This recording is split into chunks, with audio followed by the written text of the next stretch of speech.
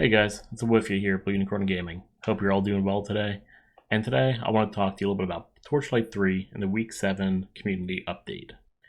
So I've been playing this game for about 6 of the 7 weeks that it's been out.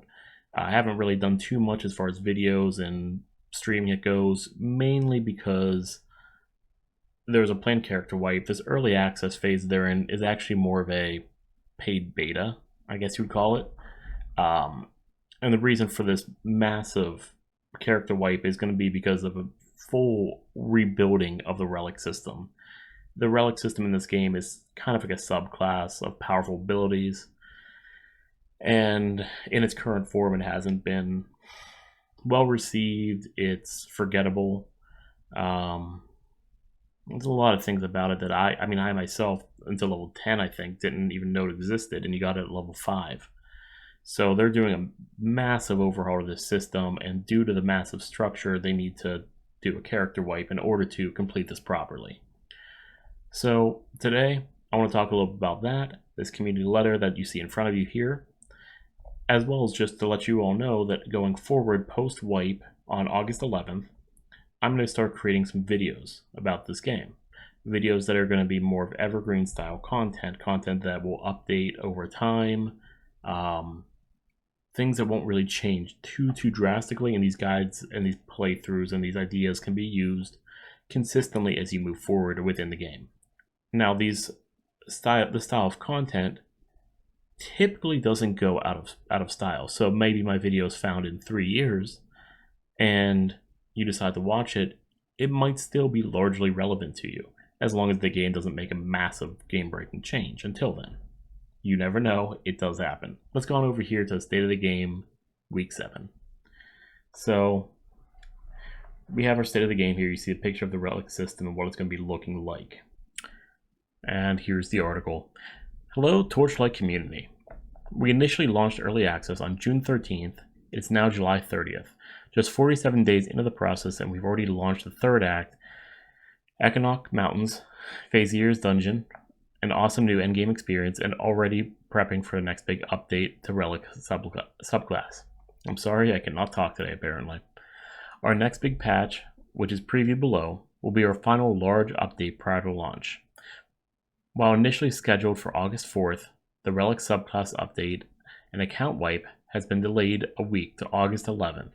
The decision to delay is partly due to an early player feedback, and we agree that it will be a better update with another week of bug fixing and refinement.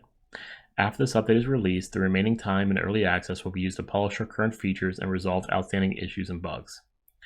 While we are continuing to gather feedback for post-launch period, our current focus is polishing the final product further before release. We know there will be a large number of bugs to resolve and concerns with rubber banding and lag. We have a few fixes ready to improve performance for players if it continues to be a priority for us. It continues to be a priority for us. And now that major updates are not the focus, we can spend much needed time on bug fixing, polishing, and tuning. Even though this update is primarily focused on relics, it will also include a number of other fixes, tuning, and improvements. One of the community's biggest requests, having more available skill slots, is coming alongside this update. There will be a total of 9 skill slots, all with controller support.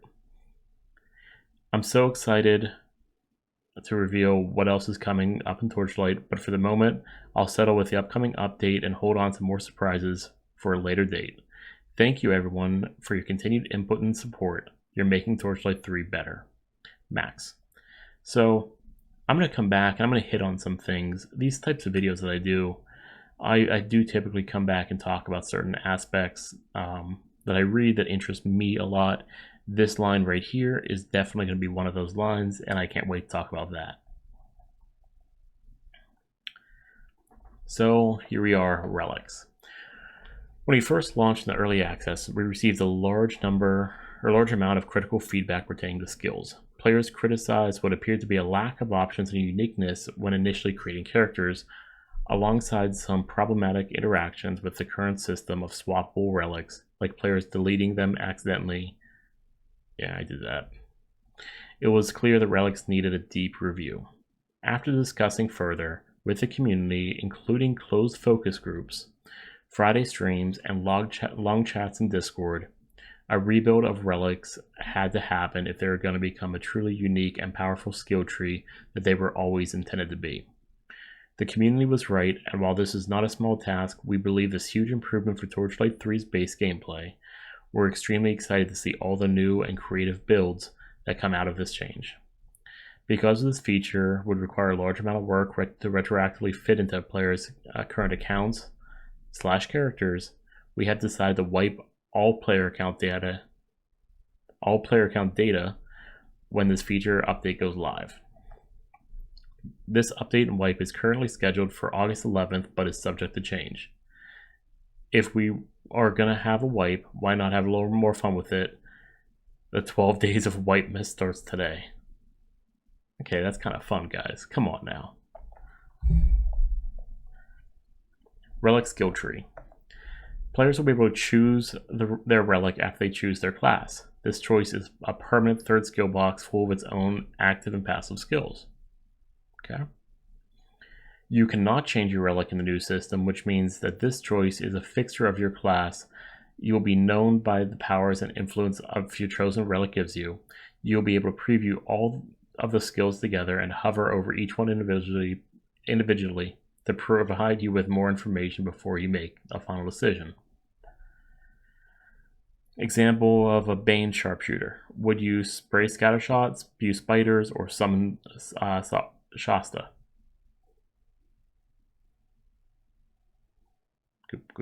Good question. Relic choices. There are 5 main relic choices to choose from, each with its own unique association and strengths. Bane. Summon cluster of spiders forth. Oh my gosh, I'm so sorry, guys. I cannot read. Summon a cluster of spiders and cast forth volleys of deadly poison. Poison-based summoning minion bonuses associated with staves. Blood Drinker. Heal your own wounds while enemies bleed. So, Vampire. Physical-based, HP regen, bleeding dot damage associated with swords. Cold Heart. Crowd control, freezing, slowing, knockback of immoderate threats, ice-based crowd control, extreme defense, associated with rifle pistol. Electroid. Unleash an unpredictable surge of electricity. Electric-based, shock bolt support, movement attack, and cast speed associated with maces. Flaming Destroyer. Constantly burning enemies and set things ablaze. Fire-based evasion, AoE damage associated with great weapons. The Weapon Mastery Association is optional passives for each relic contains, which not only make the basic attack of the weapon specifically stronger, but also increases the potency of the relic overall as long as you have that type of weapon equipped. This creates build options that drill down into focusing on specific weapons, which something the community has directly requested. Relic skills and energy. Each relic has 5 active skills and 5 passive skills to choose from. Each active skill has its own set of tier bonuses that can greatly enhance the skill in a variety of ways. Like the 2 class trees, relics have level unique requirements and share the same skill point pool as the other 2 trees. Okay, interesting.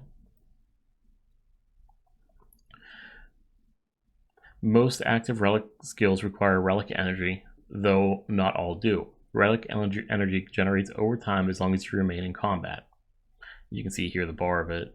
This is going to be the relic energy bar right here. Currently it's just on a cooldown timer, which is finicky at best. The former relic activation skills have been reworked into normal skills you put points into and slot into one of your skill slots. Excuse me. But they behave differently from the rest of the relic skills. They do not have normal resource costs or cooldowns, but instead can be activated once you've spent a total of 200 relic energy on the other skills. So it looks like 4 bars, maybe 800. Yeah, 800. I would have made it 5 and just gone with 1,000. As you build and spend the relic energy meter, you'll slowly work towards being able to activate this very potent skill. Naturally, the more you invest your skill points into the relic tree, the more often you'll be able to use these finishing skills, and the more potent it will become. There's going to be a very dramatic update, and we'll have more details and specifics with the patch notes when the update goes live. Until then, keep slaying both goblins and in life. Ethrabine. And then this goes into the open issues they have, upcoming fixes, and some troubleshooting steps here. So let's go back up here to the top. So 9 skill slots, all with controller support. So this is a picture of what it will look like with the 9 skill slots. Currently, when I play this game, I actually utilize my Xbox 360 Elite controller. I love using this controller for this game. I feel that it is the best way to experience this game. I personally have tried with the mouse and keyboard. Doesn't seem to work out as well as I would like it to. But this will be very nice because I feel like there's not enough skills on that skill bar for me to use. I end up wasting a ton of skills. I have skills there that just don't get used, and I just put points into them because I don't want to get notified anymore that I have points. So this will be a very, very nice feature. Let's see. The wipe I'm fine with because it is a massive undertaking. I get to understand that. This is the only problem I have is the permanent skill tree with the relics. I'm not a big fan of that. With the way the relics work currently, you can swap them out at any point in time. I would at least like a respec system for my relics so I can change it, make it a cost associated. I think that would be the best thing that they could do for it, but right now permanent makes sense. That could probably be changed later on, I guess. Hovering over to learn it, that makes sense. I like it. You get to see what everything looks like and acts like early on. However, that does hurt the fact, back to the permanency of it, where when they do an update that changes the way a skill works, or updates a skill tree, I mean, that all those skills are now different. So you gotta have some way to, they just have to make some way to wipe that out entirely and respec it to a different one, whether it be costing something, a quest chain. There's got to be a way. You just have to. All these make sense. I mean, I'm probably going to be using Bane because I'm most associated with staves, though Blood Drinker sounds pretty cool. But Bane is most likely where I'm going. I already like it to begin with. I use Flaming Destroyer, but I've never really associated with any weapon. But I will probably begin with Bane. I like staves the absolute most in this game.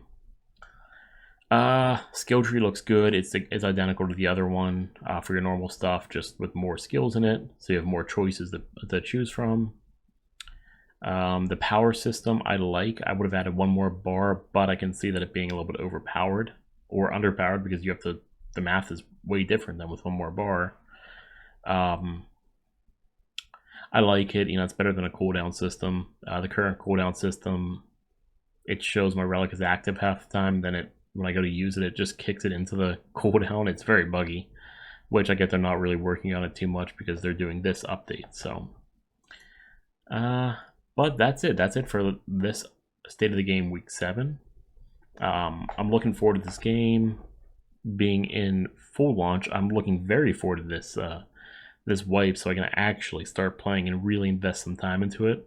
As I said, I'm not doing it because everything's going away soon. I'm testing it, you know, I'm submitting bug reports for things that I find, but I'm not divesting a whole lot of time into it at this point in time. I want to, and I will be, absolutely, once this goes live though. So, with that being said, I hope you guys like this video. As I said at the beginning, I'm going to be creating more content around this game once we go into the full 1.0 release, and I would love to hear what you guys would like to talk about. What you would like me to post about it. Would you like class guides, build guides, or was it relic guides? Relics. Duh. Would you like relic guides? What would you like to see from me? What kind of information would you like? Let's just talk. Figure out what you want, and in order to do that, it's very easy. All you have to do is post down here below in the comment box and let me know what you want to hear about, what you want to see more of in relating to Torchlight 3 post August 11th when we go live. I hope you guys had a great time reading this, and I hope you're really excited about this game. I know I can't wait. I like Torchlight. I like Torchlight 2. Played it a lot. And now Torchlight 3 is here, and I'm very interested to really divest some time to it and create a very strong opinion of this game and give you guys a review.